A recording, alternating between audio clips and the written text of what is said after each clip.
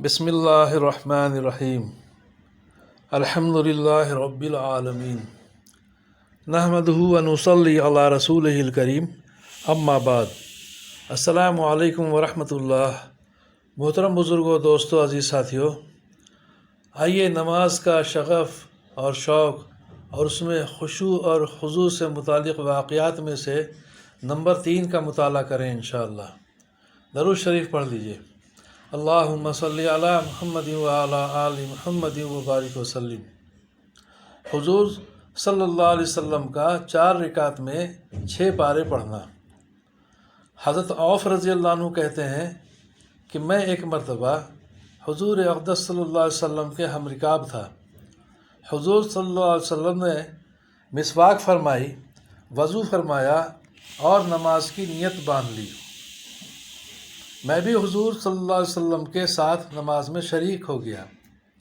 حضور صلی اللہ علیہ وسلم نے سورہ بقرہ 1 رکعت میں پڑھی اور جو آیت رحمت کی آتی، حضور صلی اللہ علیہ وسلم اس جگہ دیر تک رحمت کی دعا مانگتے رہتے، اور جو آیت عذاب کی آتی اس جگہ دیر تک عذاب سے پناہ مانگتے رہتے۔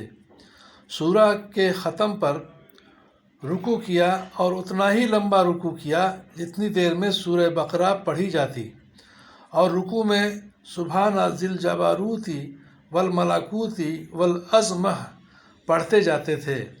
پھر اتنا ہی لمبا سجدہ کیا اور پھر دوسری رکعت میں اسی طرح سورہ آل عمران پڑھی، اور اسی طرح ایک ایک رکعت میں ایک ایک سورت پڑھتے رہتے۔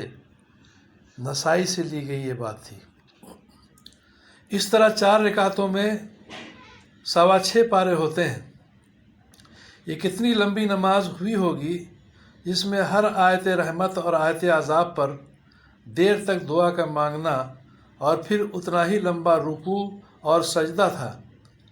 حضرت حذیفہ رضی اللہ عنہ بھی اپنا ایک قصہ حضور صلی اللہ علیہ وسلم کے ساتھ نماز پڑھنے کا اسی طرح نقل کرتے ہیں اور فرماتے ہیں کہ 4 رکعتوں میں 4 سورتیں سورہ بقرہ سے لے کر سورہ مائدہ کے ختم تک پڑھیں۔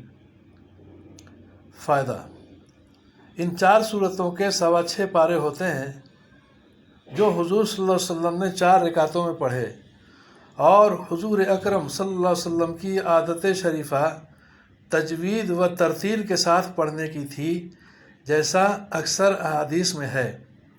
اس کے ساتھ ہی ہر آیت رحمت اور آیت عذاب پر ٹھہرنا اور دعا مانگنا، پھر اتنا ہی لمبا رکوع سجدہ۔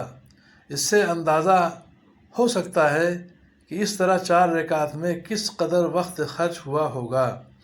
بعض مرتبہ حضور اقدس صلی اللہ علیہ وسلم نے 1 رکعت میں سورہ بقرہ، سورہ آل عمران، مائدہ 3 سورتیں پڑھیں جو تقریباً 5 پارے ہوتے ہیں۔ یہ جب ہی ہو سکتا ہے جب نماز میں چین اور آنکھوں کی ٹھنڈک نصیب ہو جائے۔ نبی اکرم صلی اللہ علیہ وسلم کا پاک ارشاد ہے کہ میری آنکھوں کی ٹھنڈک نماز میں ہے۔ اللہم ارزقنی اتباعہ۔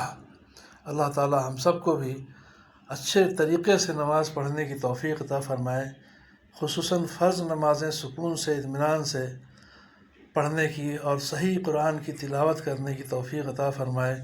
آمین یا رب العالمین۔ اللہ تعالیٰ سے دعا فرمائے اللہ تعالیٰ آپ سبوں کو، ہم سبوں کو کہنے سننے سے زیادہ عمل کی توفیق عطا فرمائے، ہم سبوں کی پریشانیوں کو دور فرمائے، عافیت عطا فرمائے، ہم سبوں کے ایمان کی، جان کی، مال کی، عزت کی، آبرو کی حفاظت فرمائے، ہم سبوں کے ساتھ اپنی مدد شامل حال فرمائے۔